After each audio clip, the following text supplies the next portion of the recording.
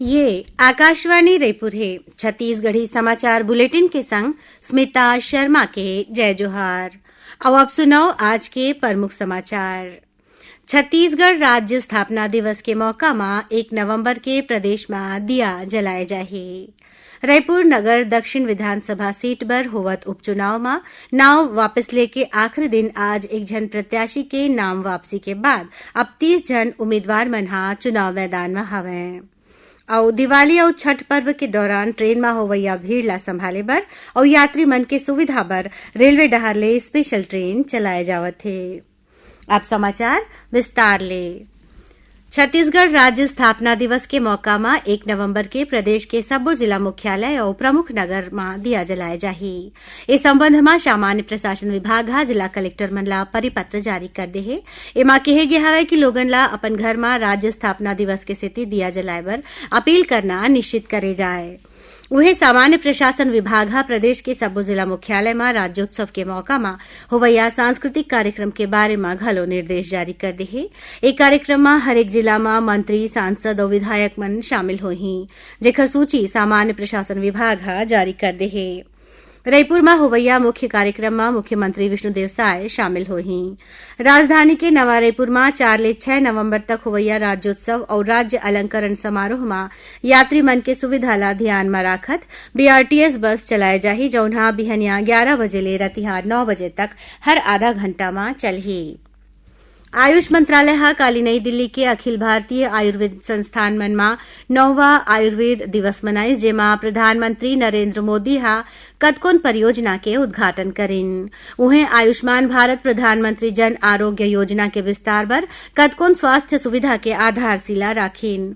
ये परियोजना में ड्रोन स्वास्थ्य आउटरीच सेवा घलो शामिल है। रायपुर के अखिल भारतीय आयुर्विज्ञान संस्थान एम्स में घलो ये सेवा के वर्चुअल उद्घाटन प्रधानमंत्री हा करिन।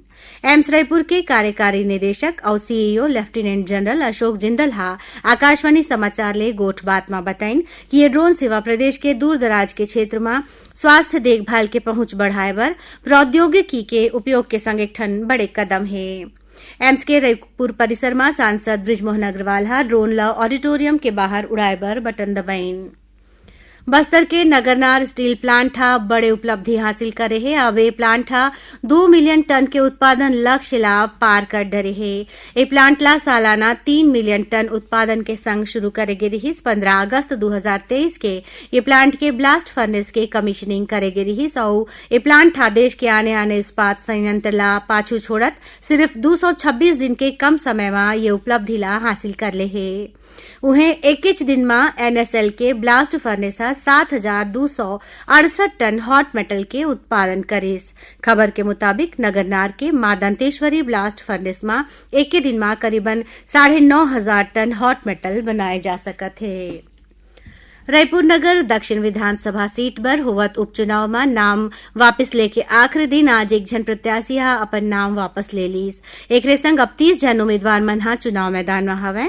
आकाशवाणी समाचार ले गोठ बात करत रायपुर के उप जिला निर्वाचन अधिकारी उमाशंकर बंदे हा बताइन कि नाम वापसी के संगेच उम्मीदवार मन ला चुनाव चिन्ह के आवंटन कर दे गे है। रायपुर दक्षिण विधानसभा सीट में 13 नवंबर के मतदान होही। भारतीय जनता पार्टी हा सुनील सोनीला मैदान में उतारे है। वहीं कांग्रेस हा आकाश शर्मा ला अपन उम्मीदवार बनाए है।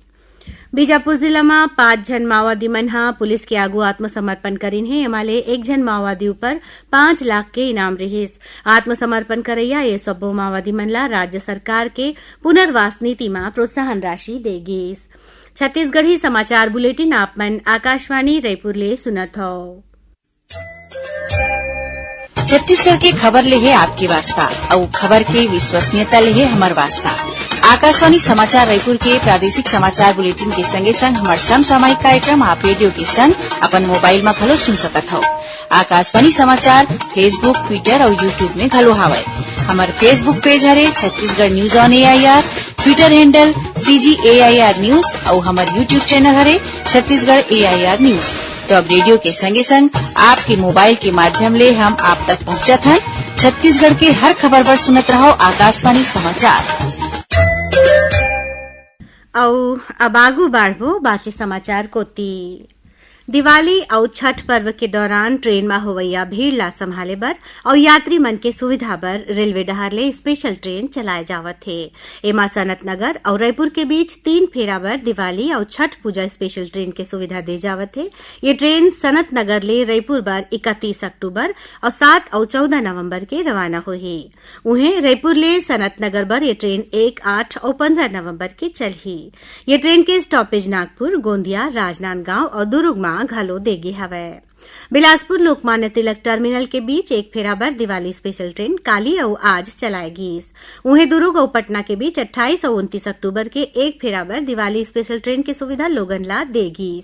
यही बीच दक्षिण पूर्व मध्य रेलवे के अंतर्गत 28 और 29 अक्टूबर के एक फेरा बर दिवाली स्पेशल ट्रेन की सुविधा यात्री मन ला देगी। और दक्षिण पूर्व मध्य रेलवे के अंतर्गत दिवाली और छठ पूजा बर स्टेशन में यात्री मन के सुविधा बर विशेष तैयारी करेगी है। एमा स्टेशन में उपराहा स्टाफ लगाए गए हैं।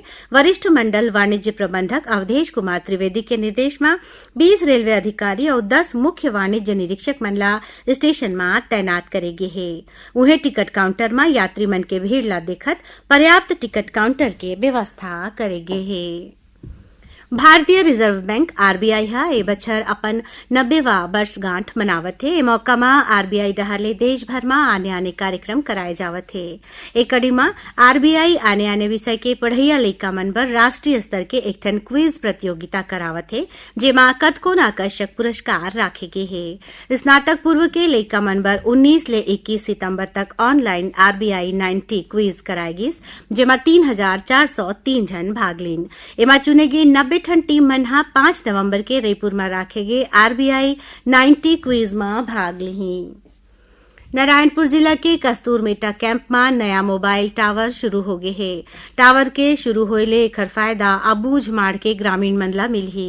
संगे संग ओमन ला मोबाइल कनेक्टिविटी और इंटरनेट के घलो फायदा मिलही, जेखर ले ए क्षेत्र में रहैया लोगन सरकारी योजना के जानकारी ले सकही। धमतरी जिला के बेलर गांव में तालाब में डूबेले 3 जन नोनी मन के मौत हो गए है। एमा 2 जन सगे बहिनी मन घलो शामिल है। जानकारी के अनुसार ये नोनी मन हा तालाब में नहाए बर गे रहिन। यही दौरान एक जन नोनी हा डूबे लगिस, तेला बचाए के चक्कर में 2 जन अउ नोनी मन ओखरे संग डूब गिन। सूचना मिले में गांव वाला मन हा मौका में पहुंचिन और पुलिस ला खबर दिन, जेकर बाद पुलिस हा शव ला बाहर निकालिस और पोस्टमार्टम बर नगरीय शासकीय अस्पताल भेजेगिस।